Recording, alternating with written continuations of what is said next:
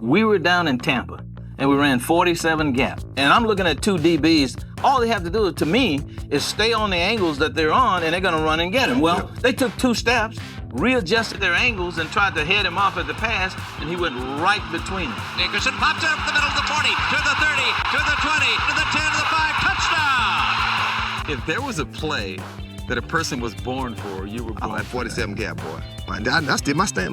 This is my steps. I'd go back like this here to give a guard and tackle time to pull. Because at first I used to do this, the jab step, and I'd be on too fast. So he said, you got to figure a way to slow it down. Right. I love watching him run. He is fun to watch, but it looked like he never really got hit hard at all. An amazing package of quickness and strength. He runs a 4.3 40. For a big guy, he's one of the quickest guys I've ever seen in my life. What looks like a good call is always a great call when you have a guy to give it to like Eric Dickerson. First down Rams. Eric Dickerson touched back and wow. It's a running play. Dickerson off the right side. They're hoping he can break one, and there goes Eric Dickerson. He has a first down. And here's Eric Dickerson. Touchdown. First NFL touchdown for Eric Dickerson, and you can be sure there'll be a lot more for this brilliant rookie. Gilman goes in motion to the far side. They pitch it to Dickerson. Look out, he's in. And Dickerson is upended. No, he got it into the end zone. He was upended. Eric Dickerson was really a freak of nature.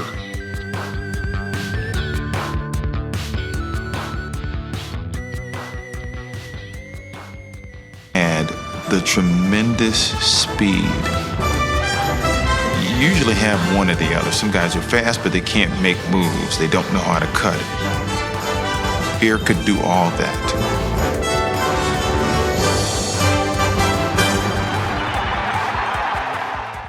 There are players you remember, and then there are players you can't forget.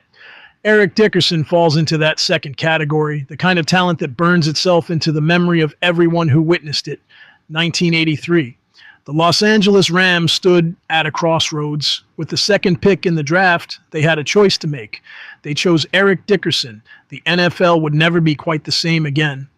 The Los Angeles Rams, choice acquired from Houston in a prior trade agreement, selects on the first round running back Eric Dickerson of SMU. 11 years. That's how long the era lasted. 90 times he found the end zone, 13,259 yards carved through defensive lines, nearly 3,000 carries that barely capture the full picture, an MVP trophy, 6 trips to the Pro Bowl, and a reputation forged in the fire of competition. Gilman goes in motion to the far side. They pitch it to Dickerson. Look out, he's in. And Dickerson is upended. No, he got it into the end zone. He was upended. The biggest change of all came on offense, where a runaway locomotive named Dickerson roared out of the station and never looked back. 2 tight ends. Barber and Hill pitches back to Dickerson. A lone setback, and he cuts back. Got some good yardage. Dickerson can run. Eric Dickerson still going. Dickerson will go. Bobby Jackson was the last man to chase him. But nobody can catch Eric Dickerson. He just went 85 yards. Teams come and go, systems change, new stars rise. But ask anyone who played in his era about Eric Dickerson and you'll notice something. The tone shifts. The respect becomes palpable. That's not coincidence. The thing that I remember about that run was watching DBs run at him, and then all of a sudden they're just reaching at him and they were losing their balance. 7, he has 99 yards on the day. Dickerson cuts back into the end zone. Touchdown Ram. And goes in motion. There's that inside trap. There's Dickerson. Eric Dickerson. Dickerson. What a hole. Dickerson found the hole close to the right, so he simply took it back to the left. Stories like this remind you why you fell in love with football in the first place. If hearing legends speak about legends makes you feel something real, then become part of this journey. Hit that subscribe button, because some legacies deserve to be remembered, and we're here to make sure they never fade. Let's preserve greatness together. Nobody told them what to say. These weren't sound bites crafted for highlight reels or quotes polished for media consumption. These were honest reflections, captured in quiet moments, during candid interviews years removed from the competition, men speaking freely about what they witnessed. NFL record. Dickerson cuts up inside the 45-40. Look out! 390 carries as a rookie. NFL record. Guy sets the single season record for carries by a running back as a rookie. Gets 20 touchdowns combined, rushing and receiving. No rookie had ever done that before. Eric Dickerson, he's got to be your #1 rookie season of all time. The position was running back, but calling Eric Dickerson just a running back is like calling the ocean just water. Sure, it's technically accurate, but it misses everything that matters. His field vision was something defenders studied and still couldn't counter. His acceleration defied physics for a man his size, and his running style, that upright, smooth stride, you couldn't teach that in 1,000 practices. This isn't commentary. It's not hot takes or debate fodder. What you're hearing is something more valuable, first-hand accounts from the players who lined up across from him and the teammates who watched him work. Notice something about their responses? There's no pause, no hedging, no, well, he was good, but just immediate, unwavering acknowledgement. Rookies and veterans alike. They all understood what they were watching. 6 Pro Bowls, 5 first-team All-Pro selections. And these accolades weren't handed out like party favors. They came from fellow players who knew what greatness looked like because they dedicated their lives to chasing it. And even among that elite company, Dickerson stood apart. Here's what running backs do. They take handoffs, they follow blocks, they protect the football, they move the chains.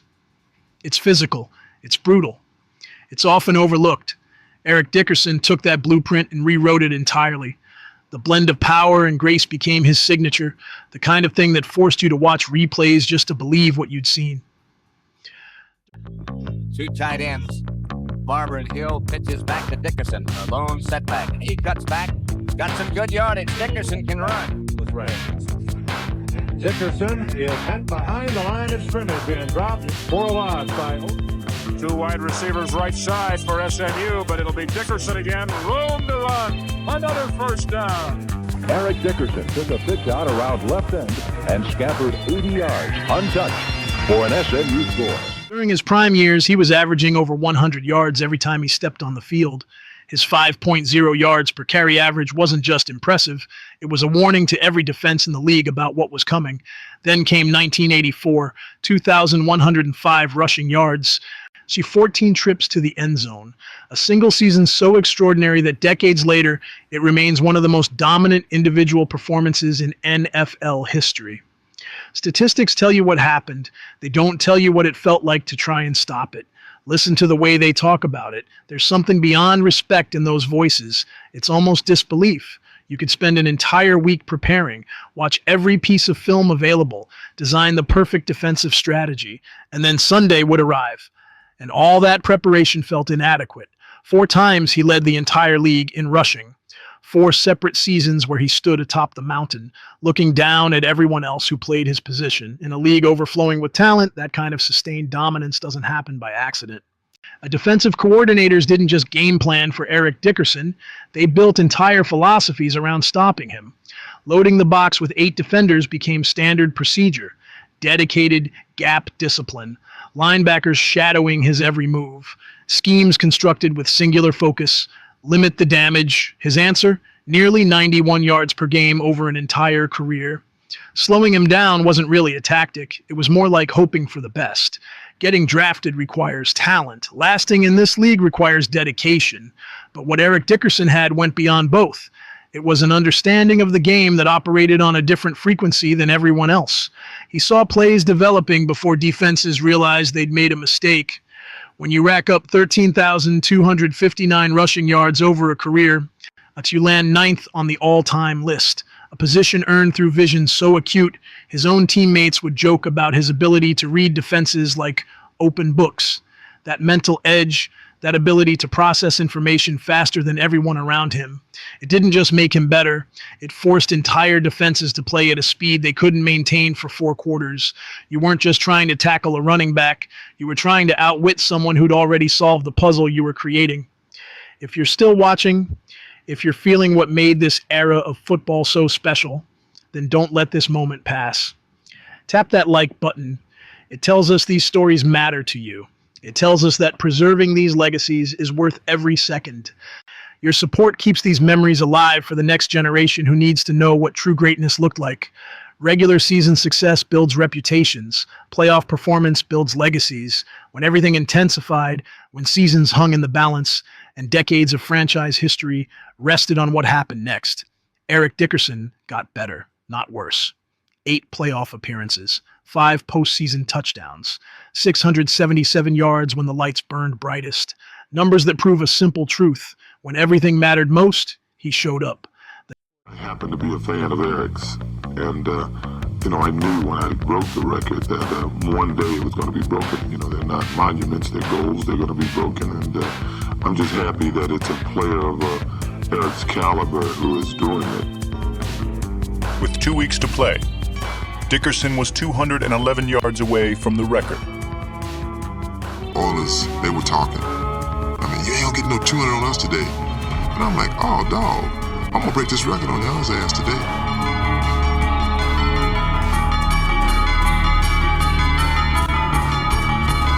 We were getting close. I think I needed like 8 or 9 yards. We got in the hole. Jeff kneeled down, everybody was standing, I was standing. He looked at me and said, what play you want? I said, 47 gap. He said, 47 gap it is. He's got it, and a brand new single-season rushing record for the outstanding star from Southern Methodist.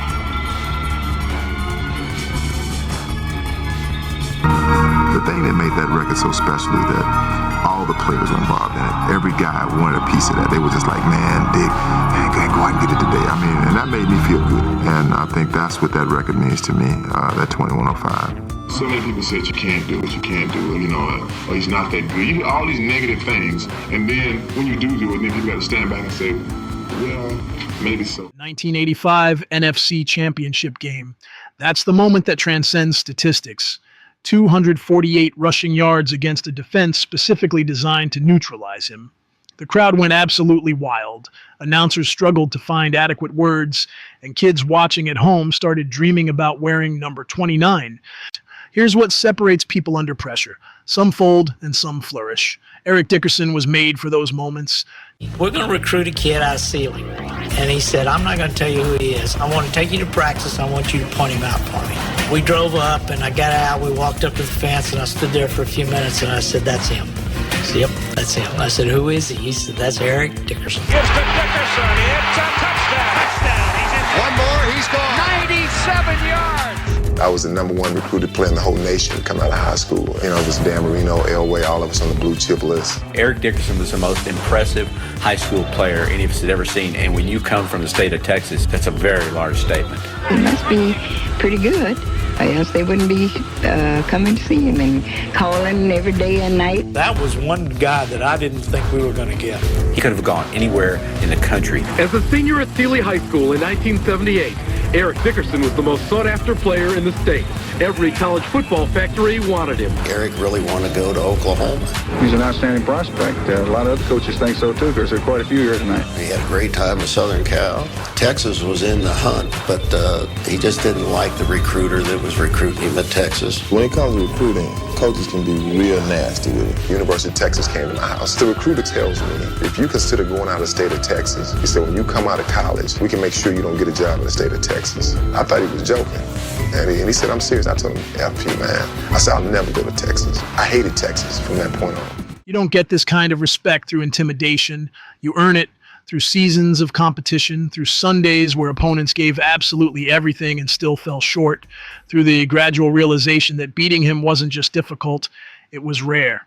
By the time his career ended, he'd beaten every team in the league, against division rivals, the teams that knew him best and had the most time to prepare. His record spoke volumes. Even franchises that built their roster specifically to counter his strengths usually failed.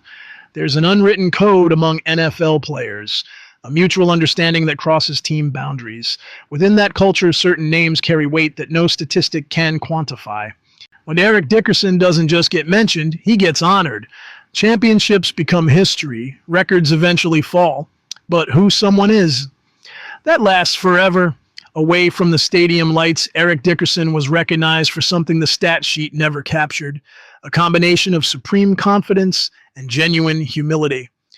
Throughout his career and beyond, he maintained connections to the communities that raised him, work that extended far past his playing days. His involvement with youth programs, his willingness to mentor the next generation, his commitment to giving back created impact that highlight reels will never show, but that matters infinitely more than any game. There was no act, no manufactured personality for public consumption. Whether he was setting records or signing autographs, you got the real person. Yet that kind of authenticity is impossible to fake. Everyone who encountered him recognized it immediately.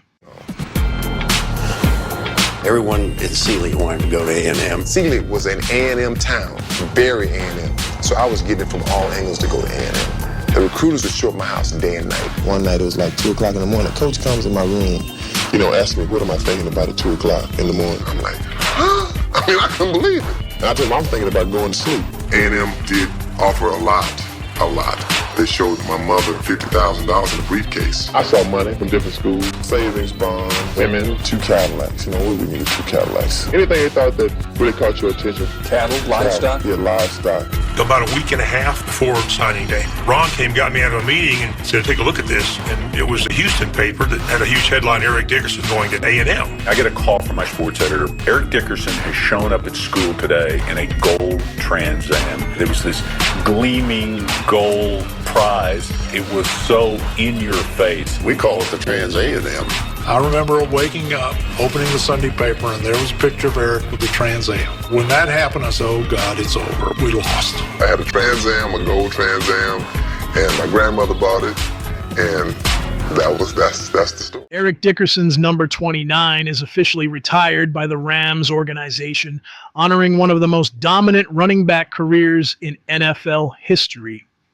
While the team has never confirmed a specific jersey retirement ceremony date, Dickerson formally retired as a Ram in 2017 by signing a ceremonial one-day contract. His playing career itself ended in 1993, but his legacy continues to unite former teammates, rivals, and fans across generations. So, what's the final assessment? When all the arguments fade and the debates run their course, what's left standing? 13,259 rushing yards, 96 touchdowns. A single season record that's lasted 40 years and counting. An MVP award. First ballot Hall of Fame induction in 1999 that was never in question. Numbers that will fuel conversations for decades. But a legacy isn't built on numbers alone. Nay, it's built on impact. On the young players who wore his jersey until it fell apart, who practiced his running style in empty parking lots, who chose number 29 because he transformed it into something meaningful. Eric Dickerson didn't just play the game, he changed how people viewed what was possible. He influenced an entire generation, and when you ask for the final verdict, not from talking heads or computer rankings, but from the players who actually competed against him, there's complete agreement. Eras conclude, new champions emerge, legends eventually step away, but certain names, those names don't fade, and that's exactly where Eric Dickerson exists, right at the pinnacle. If this story moved you, if it reminded you why these legends can never be forgotten, then leave your mark. Subscribe to this channel, hit that like button, because every time you do, you're voting to keep these stories alive. You're ensuring that the next generation knows what greatness truly means. You're part of something bigger than highlights and statistics. You're preserving the soul of the game, and that matters more than we can ever express. Thank you for being here. Thank you for caring about the legacy.